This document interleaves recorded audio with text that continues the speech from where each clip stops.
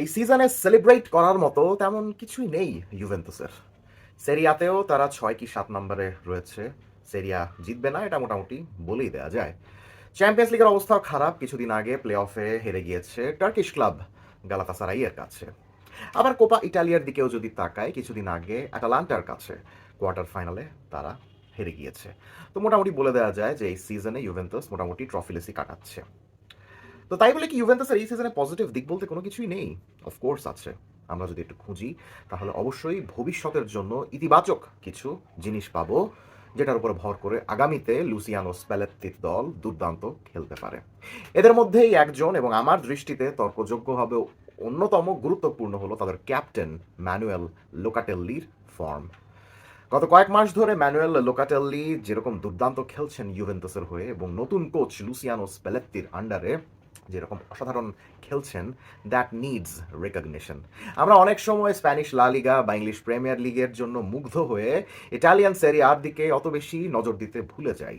যেহেতু নজর দিতে ভুলে যাই, তাই ইটালিয়ান সেরিয়াতে যে অনেক খেলোয়াড় রয়েছে যারা কিনা দুর্দান্ত খেলছেন প্রতি সপ্তাহে, সেই জিনিসটা আমাদের আড়ালেই থেকে যায়। ঠিক যেমন ম্যানুয়েল লোকাতেল্লির ক্ষেত্রে।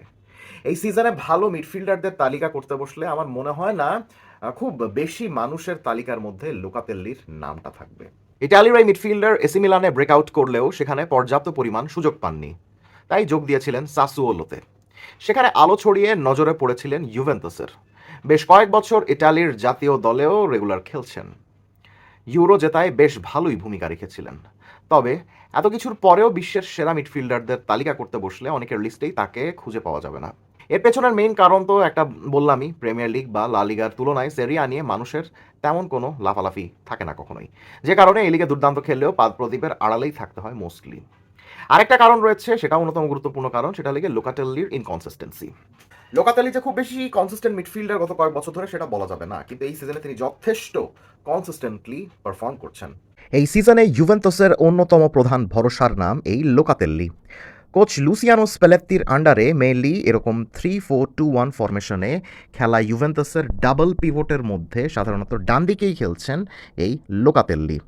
আবার জুভেন্টাস যখন 4-3-3 ফরমেশনে খেলছে, তখন এরকম যখন স্ট্রাকচারটা হয়ে যাচ্ছে, তখন এরকম একক ডিফেন্সিভ মিডফিল্ডার বা নাম্বার 6-এর ভূমিকাতেও কিন্তু খেলছেন এই লোকাতেল্লি, এবং অসাধারণ খেলছেন। তাকে যেই পজিশনেই খেলানো হোক না কেন, তিনি অসাধারণ খেলছেন। ট্রেডিশনাল ইটালিয়ান সেন্ট্রাল মিডফিল্ডারদের মতো লোকাটেল্লির সবচেয়ে বড় গুণ হচ্ছে তার পাসিং।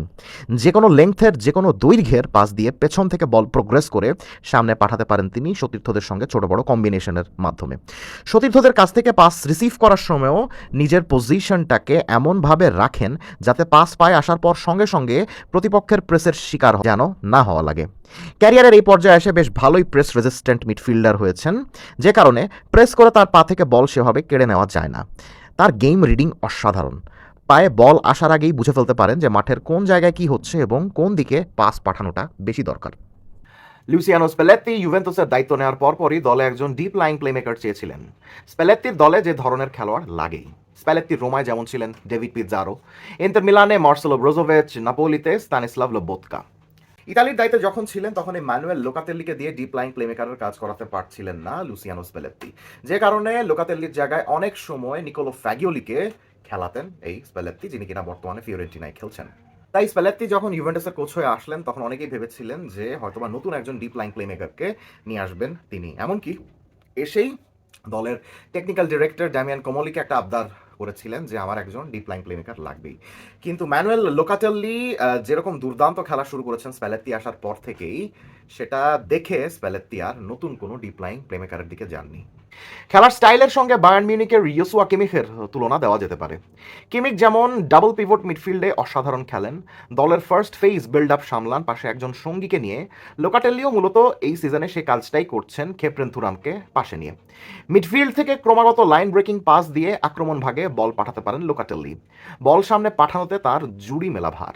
এই সিজনে খুব সম্ভবত 450টার মতো ফরওয়ার্ড পাস দিয়েছেন এই লোকাটেল্লি। তবে তাই বলে শাবি আলোনসো, সেস্ক ফ্যাব্রিগাস, আন্দ্রেয়া পিরলোদের মতো একদম নিজেদের ডিফেন্সিভ হাফ থেকে এক পাসে আক্রমণ ভাগে হুট করে ঢুকে যাওয়া সতীর্থের দিকে উদ্দেশ্য করে বল পাঠাতে পারেন না নিয়মিত। যেসব দল বল পজিশনে রেখে খেলতে পছন্দ করে, তাদের দলে ম্যানুয়েল লোকাতেল্লি একজন অমূল্য সম্পদ হতে পারেন। পাসিং ভিশন তো রয়েছেই, এছাড়াও নিজের ফিজিক্যালিটি ইমপ্রুভ করেছেন গত কয়েক বছরে। মিডফিল্ডে প্রতিপক্ষের পা থেকে বল ইন্টারসেপ্ট করতে পারেন বেশ ভালোই, তবে অত গতি নেই তার, অত স্পিডি নন তিনি। মাঝে মধ্যে প্রতিপক্ষের ড্রিবলিংয়ে খেই হারিয়ে ফেলেন, যে কারণে পাশে একজন মিডফিল্ড সঙ্গী থাকলে সুবিধা হয় তার।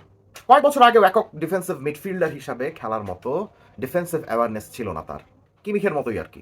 প্রতিপক্ষ ড্রিবল করে পাশ কাটিয়ে চলে যেত, লোকাটেলিও মাথা গরম করে অনর্থক স্লাইডিং ট্যাকল করে বসতেন।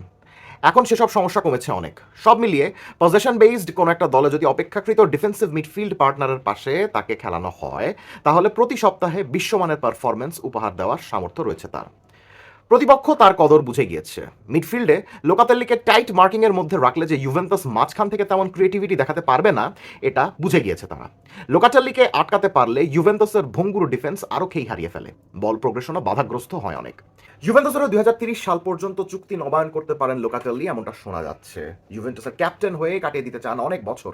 তবে ইউভেন্টাসকে যদি টাকার লোভ দেখানো হয়, তাহলে রিয়াল মাদ্রিদ থেকে শুরু করে Manchester United, Manchester city, Liverpool, যে কোনো দলেই দুর্দান্তভাবে মানিয়ে নেওয়ার সামর্থ্য রয়েছে এই লোকাতেল্লির। রিয়াল মাদ্রিদে কামাভিঙ্গা বা চুয়ামেনির পাশে বিল্ড আপ করার ভূমিকায়, বা ম্যানচেস্টার সিটিতে রদ্রির সঙ্গী হিসাবে মাতেও কোভাসিচের জায়গায়, ক্যাসেমিরোর পাশে সামনে ব্রুনো ফার্নান্ডেসকে রেখে ম্যানচেস্টার ইউনাইটেডে ফার্স্ট ফেজ বিল্ড আপ করার ভূমিকায়, বা ট্রেন্ট আলেকজান্ডার আর্নল্ড চলে যাওয়ার কারণে লিভারপুলের বিল্ড আপ সমস্যা সমাধান করার জন্য ডমিনিক জোবোসলাই বা রায়ান গ্রাভেনবার্গের পাশে বেশ ভালোই সাপোর্ট দিতে পারবেন এই লোকাটেল্লি। এমনকি বার্সেলোনাতেও পেদ্রির পাশে খেলতে পারবেন অনায়াসে। লোকাটেল্লি এখন ইউভেন্টাস ছাড়বেন কিনা সেটাই বড় বিষয়। কমেন্ট সেকশনে জানিয়ে দিবেন ইউভেন্টাসের এই দুর্দান্ত ইটালিয়ান মিডফিল্ডার সম্বন্ধে আপনি কি ভাবছেন এবং আপনি তাকে নিজের দলে চান কিনা। Let's have a discussion.